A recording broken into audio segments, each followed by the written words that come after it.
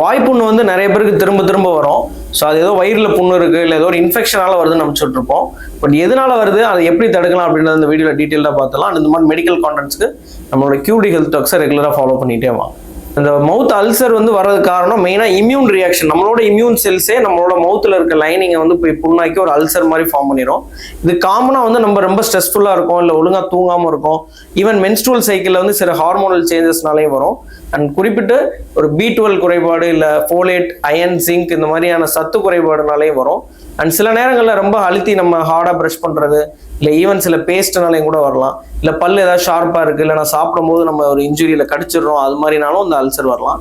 But இதெல்லாம் ரெக்கரண்ட்டாக நம்ம இதெல்லாம் கரெக்ட் பண்ணிக்கிட்டே இருக்கோம், பட் திரும்ப திரும்ப வந்துக்கிட்டே இருக்குது அப்படின்னா கண்டிப்பாக நம்ம வந்து ஒரு எவாலுவேஷன் மாதிரி பண்ணணும். வேறு எதுவும் ஒரு ஆட்டோ இம்யூன் டிசீஸ் மாதிரியோ, இல்லை வேறு எதுவும் சீரியஸான இன்ஃபெக்ஷன்ஸ் மாதிரியோ இருக்கா அப்படின்னு பார்க்குறது ரெக்கரண்ட்டாக இருந்தால் மட்டும்.